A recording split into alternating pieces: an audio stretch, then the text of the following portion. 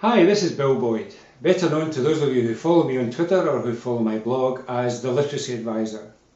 I'd like to introduce you to a short and fairly light-hearted presentation I've used a number of times over the past couple of years as a starter for discussion on the nature of literacy and its implications for wider learning. I hope you enjoy the presentation, and if you find it at all useful, please feel free to download it and use it with your students or colleagues. The term literacy is often preceded nowadays by an adjective, whether it be information literacy, web literacy, digital literacy, or even emotional literacy. But for many people, literacy is simply a matter of reading and writing. Some will have the words spelling, grammar, punctuation, or even handwriting in their minds when they hear the L word. But can it be just as simple as that? In the words of James Paul G., we never just read or write. Rather, we always read or write something, in some way.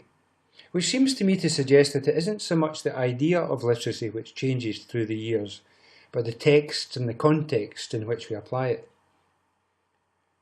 This is the definition of literacy which was finally adopted as the guiding principle at the heart of the framework for literacy in English in Scotland's Curriculum for Excellence. Let's see if we can put that definition to the test. Put up your hand if you can name and read this language. Keep your hand up if you can write it. Nod your head if you know the function of all of these buttons without really having to think too much about it.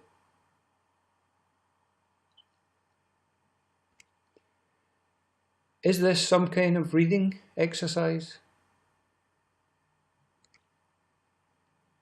Smile and nod wisely if you're able to help this poor person out.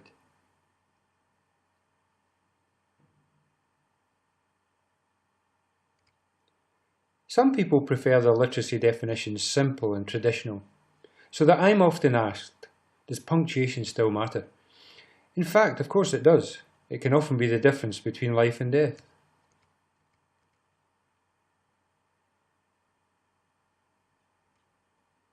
Understanding how to use apostrophes can also do a great deal for your self-esteem.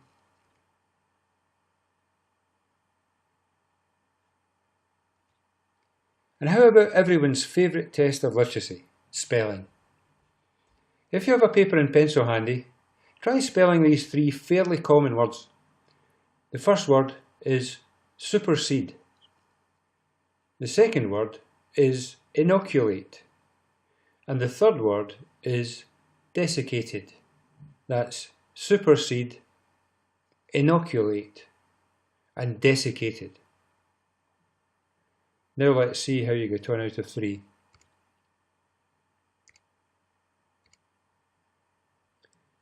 Did you get them all correct? Well done, you're a super speller. If not, don't worry about it too much. It could have been a whole lot worse. Though I'm quite sure this was more an act of sabotage than a case of incompetence. The moral of the story is this.